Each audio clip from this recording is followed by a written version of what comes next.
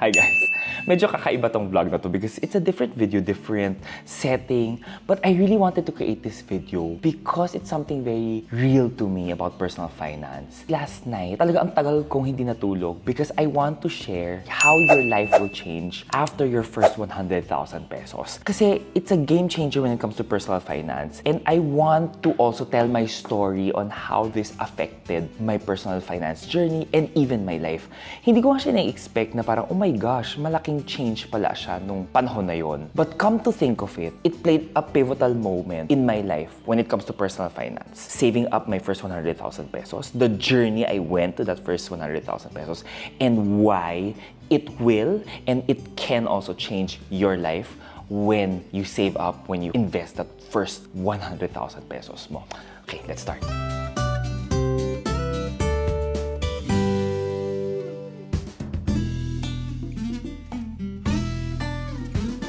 Let me start with the very beginning while making coffee. I think this is the very start of every journey. But making your first 100,000, guys, is not just getting that cash. Hindi lang siya porket, okay, meron na ako yung 100,000 pesos na yan. I don't think that's it. The first difference when you have that first 100,000 mo will always be psychological. Kasi iba yung achievement unlock na nakuha mo or na nakamit mo. It changes something in you. Iba yung nakapag-save up ka kasi ng 99,000 pesos. Pero if you reach that 100,000 pesos, iba yung parang happiness mo, iba yung goal mo eh. Iba yung parang when you're playing a game, di ba? Na-accomplish mo yung level na yon. So that's the first thing. Your psychological factor or psychologically in you will change. Because what will stop you from saving your next 1 million pesos, your next 500,000 pesos, your next 200,000 pesos, di ba? Nagawa mo na eh. So definitely, there's something in you that change that will tell you na nagawa ko siya dati, kaya ko siyang gawin ulit. Yun talaga yun eh. Also guys, di ba, usually, when you think about it, if you haven't made your first 10,000 pesos, your first 100,000 pesos, what usually happens? What happens is, you think it's impossible. When I was a kid, thinking about 100,000 back then, when I started, parang ang hirap niyang makamit. Kasi yung mindset ko was only, my gosh, 1,000 pesos, ang hirap. 10,000 pesos, ang hirap na nga. 50,000 pesos, ang hirap na rin. Paano pa kaya kung 100,000 pesos, di ba? But once you reach that 100,000 mark, iba, nakamit mo siya. So that's what I'm telling you, psychologically, something in you will change because you see the possibility. It will be endless kasi nagawa mo na siya. Iba yung drive mo na for that. Definitely, I want to open this up with you. This is my first BPI Maxi Saver account. Way back then, I opened this account because alam ko mas mataas yung interest niya. And I'll open it to you and I'll show you anong mark yung first 100,000 pesos ko nun. Minimum nito was at 50,000 way back then. And I opened it because sabi ko, oh my gosh, mas mataas yung interest na ibibigay kaysa sa normal savings account. But now guys, I'm telling you, just open a digital savings account sa mga digital banks. Mas mataas yung interest na binibigay nila. Okay, anyways, I opened this account when on the 2011 pa rin ata. But I want to show you na kahit minimum niya was 50,000 pesos to open the account. I opened it, yes. But it took me some time also to reach that 100,000 mark. And it took me roughly almost maybe half a year or a year. Kasi if you're gonna look at this passbook, January 6, 2012, this was where I reached my 100,000 mark. And iba yung parang happiness ko and achievement ko when I made that first 100,000 pesos mark. As in, alam ko talaga, kinayod ko talaga yun ng bonggang-bonggang-bongga. Now, the second thing that you will learn from there is, guys, you will find the value and you will learn the value of money. In terms of value of money is, pag-iisipan mo na, when you buy something, do you really wanna buy something because alam mo gaano kahirap to save up for that first 100,000 pesos mo? So the value of money for you will change because now you will always think na, oh my gosh, gusto ko ba talaga tong item na to? Kailangan ko ba tong item na to? Rather than bibilhin ko siya because gusto ko lang siya. Diba? Back then, medyo napapaisip na ako because do I really wanna spend my hard-earned money? Because it took me some time to save up for that first 100,000 pesos ko. And do I just want to splurge that money away, buying the next boodle stuff? And syempre, next things next, your savings rate will also increase. Kasi nga parang nagawa mo na siya dati. Passbook ko dito, guys, I want to show it with you. Diba? I I made my first, or parang I reached my first 100,000 noong January, and it took me some time, di ba, to make that 100,000 pesos. But after a few months, I was able to, okay, add more money. So parang nagkaroon na ako ng 126,000 pesos. O diba? So parang my savings rate also increased because parang I wanted that drive to make sure na, oh, kaya ko rin siya. Gusto ko pa mag-save ng more because I want my money to grow. Diba? So something in me also changed na, no, kailangan ko pa mag-save more. I want to earn more money. O diba? Parang, yes, kaya ko to. And of course, guys, having that first 100,000 pesos mo also gave you a bit sense of financial security.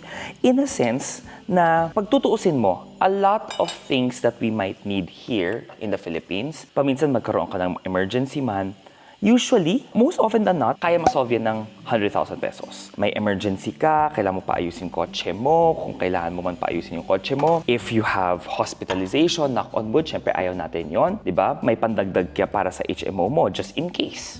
Diba? And not only that, less mo i-rely yung parang pangungutang. Because you know that at the back of your head, meron kang safety net.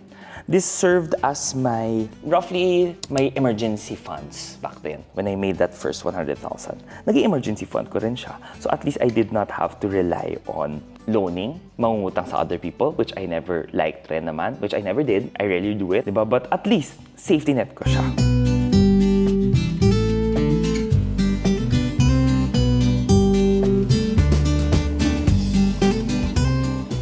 Siyempre, tagal natin gumawa ng kape, pero guys, okay lang yan, chika, di ba? We really wanted to make that vlog like more of a relaxing type of vlog, and I want it to be very real. Siyempre, next up, guys, is also your added financial freedom. In a sense, na because you have your 100,000, di ba? Medyo cushion mo na siya. Medyo parang safety net mo na siya. Na parang hindi mo na kailangan isipin na, oh my gosh, paano ko babayaran yung mga bills ko? Paano ko babayaran yung kuryente ko? Paano yung renta ko? It's your added safety net. If you want to start investing, go! You can now start investing. Again, invest if you know the product well. Invest because you did your research. Invest because that's something you believe in as well. Do know that all investments do carry risk pa rin, di ba? And also, this also means na, oh, paano kung gusto mo mag-aral? Paano kung gusto mo go back to school? Pwedeng-pwede rin. Because you already have that cushion. You have that safety net. You have that added sense of financial freedom. O, di ba? Okay.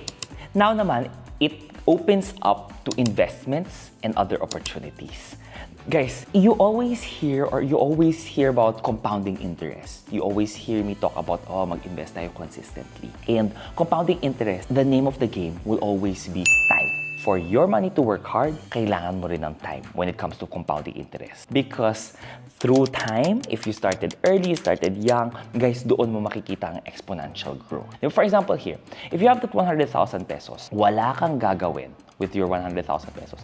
Ilalagay mo lang siya sa bangko and sabihin natin 10% increase or 10% yung growth annually ng investment vehicle na yan or saan mo man siya ilagay. It will take you roughly around 20 plus years to make sure or para mag-grow yan to 1 million pesos without you doing anything, without you adding money. Ganun lang siya. Pero syempre, di ba, if you do your investment, you put it in an investment vehicle, you want monthly magdadagdag ka. You will go and you will get there faster. Pero if you do nothing, ganito yung sample niya. Di ba? It will take you 20 years, di ba? And it will grow. And kung napansin mo dito sa graph na to, yung sa dulo, dun pumapalo yung compounding interest. Dun pumapalo yung how time plays a role. Kasi nag-exponential growth talaga yung pera mo. O, di ba? And alam niyo naman yan, guys, di ba? I use BPI, I have Call Financial, I also have my insurances. These all play a different role on my investment journey. Don't forget, guys, this is not financial advice, so you always have to do your own research as well. Oh my gosh, yung turtle. Nakakatawa. Gusto sumama ng turtle sa vlog, guys. Gusto ko ipakita sa inyo. Hi, turtle. What do you want? Do you want food?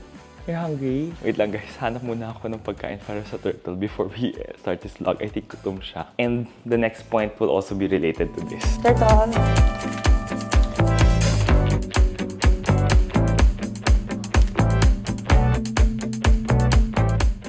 Fairness. Kaya time na pakainin pa lahat ng mga hayop sa loob ng bahay. Di ba? Okay. But the next point here is also, you can now splurge a little. Splurge a little meaning, when it comes to splurging is also self-love. I always believe that self-love is never selfish and it will never be selfish. It's the same thing that kaninang point ko. When you meet or when you reach that first 100,000 mo, you will have a different view also with life. Because sometimes you can also sleep a little more when you want to. Diba? You don't have to keep on hustling na parang just to make ends meet. I'm not saying that you don't hustle. I still say you make hustle. But iba kasi yung parang alam mong at the back of your mind, you don't have to accept all of the jobs that you want to take. Because alam mo tomorrow meron ka pa. But definitely, that's something that you can do for yourself. Self-love will always never and is never selfish. Kaya like ko gusto ko pakainin yung turtle, I can spend that extra time. If I want na mas matagal ako gumawa ng kape ko, I can also take a little longer doing my own coffee. I can sleep that extra 15 minutes because like today, it's my self-care day, it's my self-love day. And also, aligned with that is also the power of saying no. Alam nyo guys that I've always been a yes person. Lahat sa akin is, yes, kaya ko siya gawin. Sige, gagawin natin yan. Lahat gagawin natin. Sobrang ganda. Lahat yan gagawin natin. Hindi tayo mag-no kasi wala lang. Lahat tanggap ng tanggap. As you progress, as you become more financially stable, financially secure, diba? That changed my mind na parang, oh, nagawa ko to. I know that I can hustle more and I can save more, I can invest more. But I also learned the power of saying no. Because time will always be valuable and our time is finite in the world. And saying no is very powerful because, katulad sabi ko kanina, hindi mo kailangan lahat i-oo, lahat gagawin mo. Because hindi mo lahat kailangan para lang may makain ka tomorrow or para lang mabuhay ka for the next day. That's the power of saying no. If I don't want to take that job, I'll just say, no, thank you. I can take another job that I would like, that I would want to do, that I would want to hustle for myself. And yes, last but not the least, I think the pinaka-importante is the confidence boost. Hitting your first 100,000 mark, it might be small for other people, but I'm telling you, it is and it was a very major achievement. Kasi it established my self-belief na it's a sign na I'm capable, I'm disciplined, I can do it, I am on the right track. The confidence talaga will spill over a lot of things that you would do. Because when it comes to your career choices, your life choices, kaya mo siya, magagawa mo siya. I remember back then na parang, oh my gosh, even up until now, hindi na siya active na account, I still keep it because I know the journey I went through. I know how many days I saved. Alam kong paano ko siya in-achieve, gaano ko naghirap. But there's something in me shifted and I was more confident with how I will manage my money. Right now, this doesn't have any money because pinasok ko lahat ng pera ko sa cooperative back then. I remembered because I figured out na, oh my gosh, may cooperative pala sa office. So pinasok ko lahat ng pera ko sa cooperative because it earns me more. But just to share with you here na nakikita mo yung mga interest na kinikita ko here, it changed in me na parang, oh my gosh, every month, I was able to earn 200 pesos, 100 pesos. It sounds and it looks so small right now because ang tataas na ng mga digital banks na binibigay na interest right now. But that was my confidence boost. That was my life choices na alam ko kaya kong palakihin ang pera ko. Alam ko that I can make my money work hard for me. I know that I'm in the right track. I have the discipline. And this will always serve as a reminder na kaya ko. And right now, this is also the main reason why I'm creating this vlog. Because the confidence that it gave me about being financially stable, hindi pa naman stable technically noon, but financially responsible, ganun na, financially responsible is something that this taught me. And I want it to be the same experience to you. 100,000 might seem big right now, but I'm sure kaya mo yun because kinaya ko siya. It was daunting at first, pero kaya siya. I will not be creating this kung hindi siya kaya. That will be your first stepping stone and nothing will stop you from reaching your next 200,000, your next 500,000, and your millions. Wala.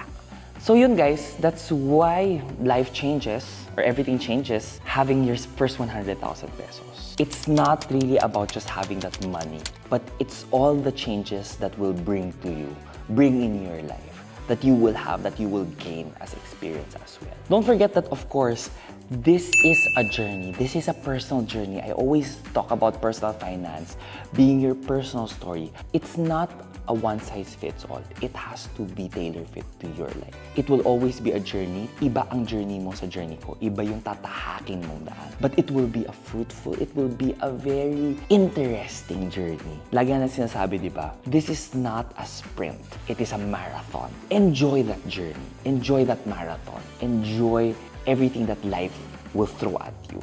It will not be easy, but once you achieve it, I will be there celebrating that win with you.